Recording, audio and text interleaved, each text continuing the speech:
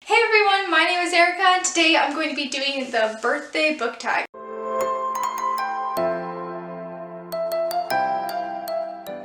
This tag was originally created by Antonia from Always Books, and I think this is a blog, so I'll leave the link to where I found it down below, and then that has all the information for that. So this week my birthday is actually on Tuesday, so I'm not sure if I'm posting this day before or like the day of, but it's on March 2nd. Because of COVID and I also work, I won't really be able to do anything for my birthday, but I'm not really mad about it.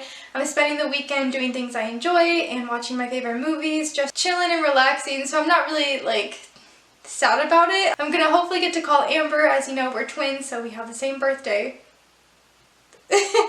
And so I'm hoping to get to talk to my family that day and then maybe get myself yummy dessert. I'm not really sure, but I'm not too worried about it. Like last year I went to see a movie, I had an audition, then I went out to dinner with my friends.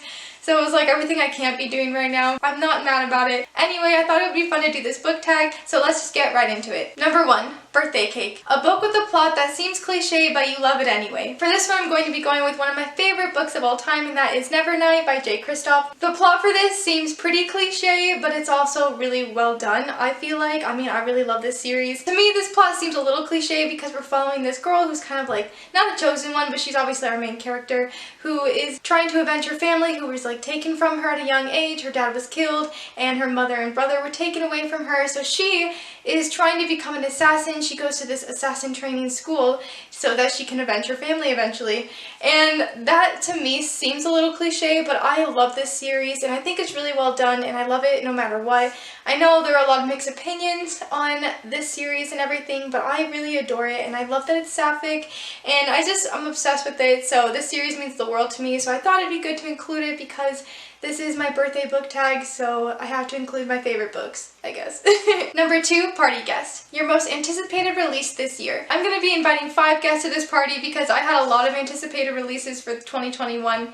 And the first one would be The Mask Falling, which I've already finished. Chain of Iron by Cassandra Clare, which will be coming out on my birthday actually.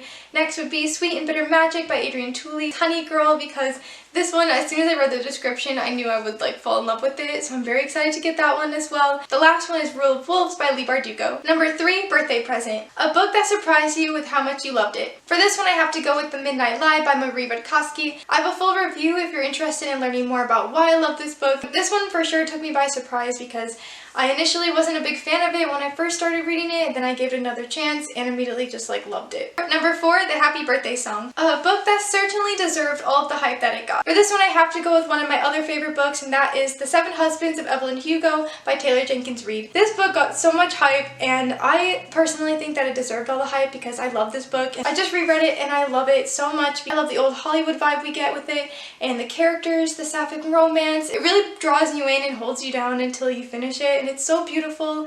It just left me wanting more with these characters, and I never get sick of reading it. Number 5, Happy Music. A book with some very beautiful and truly memorable quotes. For this one, I'm going to go with Six of Crows and Crooked Kingdom, also some of my favorite books of all time, and that is because those books are written so wonderfully, and I pretty much adore all of the quotes that come from it. If I could, I would get them almost all tattooed on me because I'm just obsessed with her writing, and everything about it just makes me so warm and happy. I think all the quotes are so fitting for the characters and just the world, and a lot of them are pretty dark but also just really beautiful at the same time, so definitely anything from Six of Crows and Crooked Kingdom. Number 6, Getting Older. A book that you read a long time ago but you think that you would appreciate more as a more mature reader. I'm not really sure about this one. I kind of had a hard time deciding. I feel like the one in the blog that they mentioned was To Kill a Mockingbird, and I actually kind of agree with that because I read it as a freshman in high school and I feel like I didn't really have as much insight in the world, but I feel like if I read it now I'd have a different perspective and appreciate it even more. It was one of the only required reading books that I enjoyed,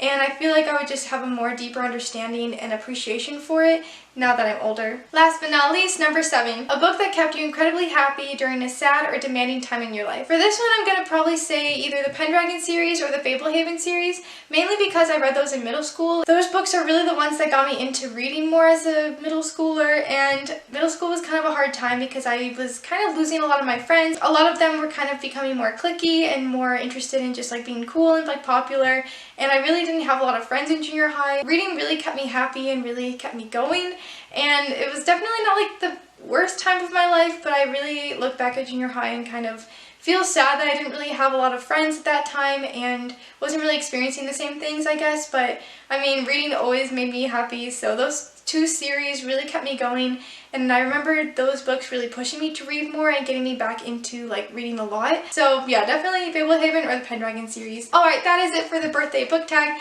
and I really like this tag. It let me talk about a lot of my favorite books, and I thought it was really cute. It was like a nice brush of being like personal but also like cute and fun at the same time. And that is all I have for you today. If you like this video, be sure to give it a nice little thumbs up. If you want to keep following me on this booktube journey, please subscribe to my channel. You can follow me on Twitter and Instagram at ErikaAGobble. Thank you all so much for watching. I'll see you soon with another video. Bye!